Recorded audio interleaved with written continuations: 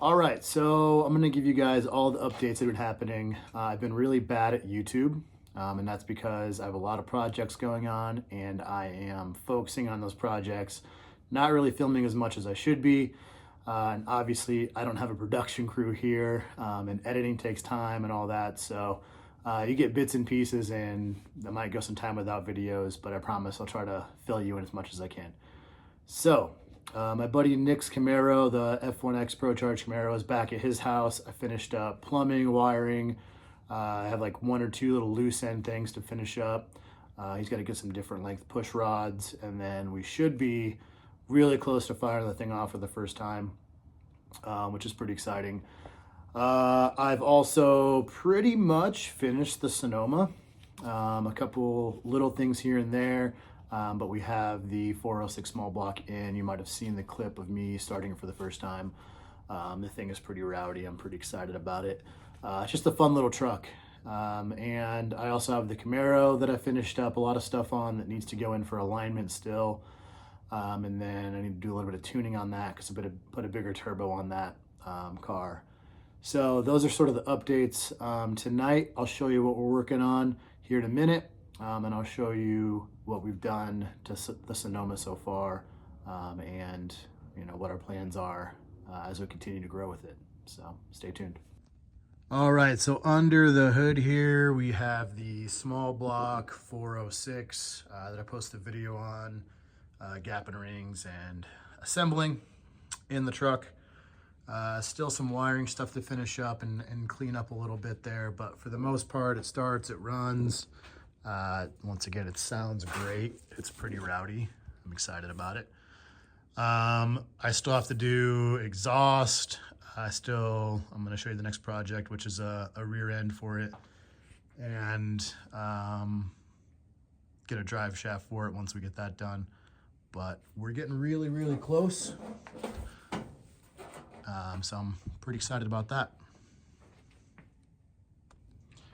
And this is what we're working on tonight. So I picked up this 8.8 rear end. It's out of a Ford Explorer. Ford Explorers have 31 spline axles, which is a heavier duty axle. This one actually has a Yukon Grizzly locker, which I'll show you here in a minute.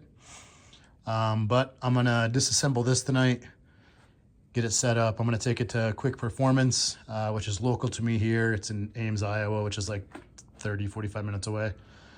And they are going to cut down the axle tubes. So the only thing about this one is that the axle tubes are offset. So you can see this one's a little bit narrower. This one's a little bit wider. So they're gonna cut it down. They're also gonna put big Ford ends on the housing, which is just a bigger housing end here. You can see this one's a little bit smaller. And then they're also going to do heavy duty axles for it with GM lug pattern for me, so I can use the wheels that are already on the truck. That way I don't have to go buy wheels, and if I ever buy wheels in the future, I can buy match sets.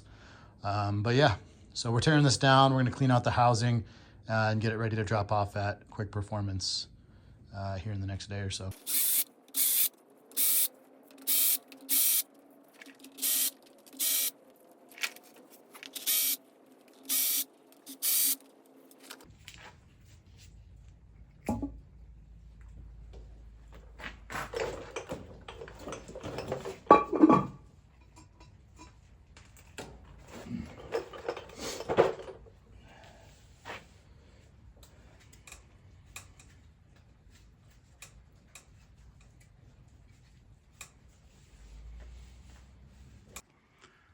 All right, so here's what we got. Center section is a Yukon Grizzly locker, 31 spline deal.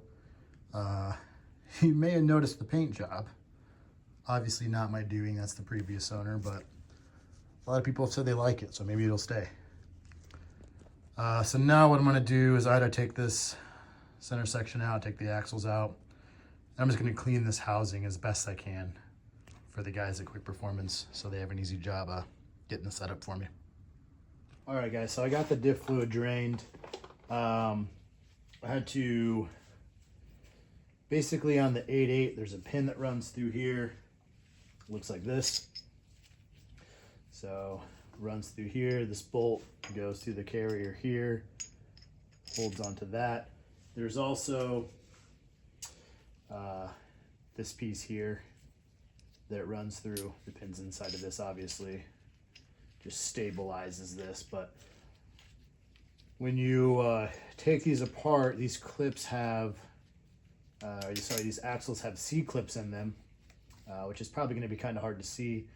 But what you're going to do once you get this out, you got to take the bolts off of both sides. There's another bolt on the other side that I backed out just enough to get it off the pin, because it also sits on the pin a little bit. So once we get this off, you'll push in the axle and it'll expose this C-clip. Once again, you probably cannot see this on video, but I'm gonna have to take the C-clip out. Once the C-clip is out, then I'll be able to pull this axle out of the tube. One thing I had to do was take off this cap to take this bolt out. So when this bolt was in here, once I got it loose, I couldn't turn it to get it out no matter what angle.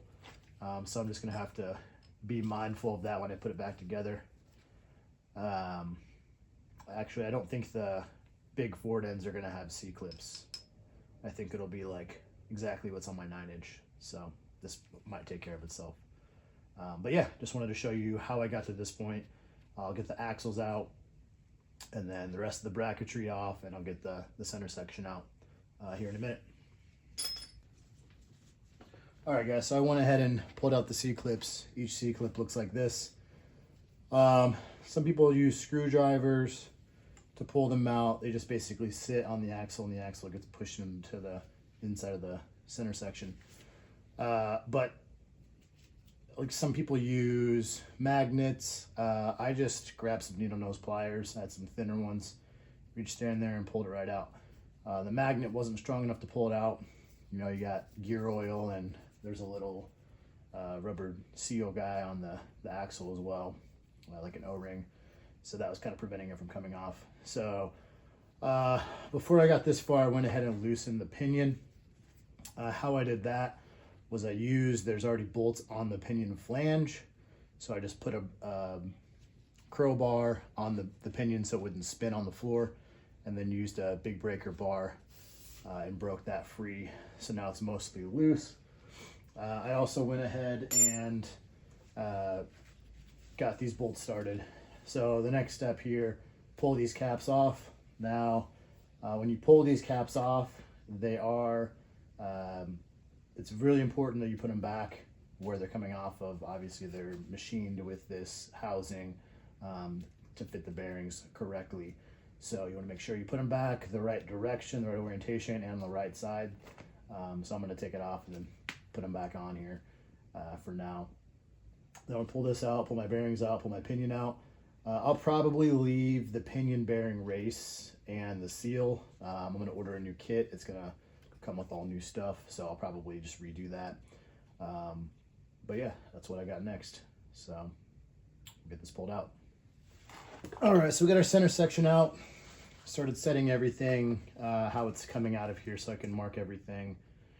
So now on the other side, there's a giant pinion nut. We'll take that pinion nut out and we'll get the pinion out. Once that's out, I'm just gonna brake clean the crap out of the inside of this. Try to get as much of the oil out as I can. Just clean it out as best I can and get it ready to take to quick performance. So yeah, we're about done. All right, we got it all stripped down, ready to go. So stay tuned. I'll show you what the update looks like when we get this back and get it ready to get underneath the truck.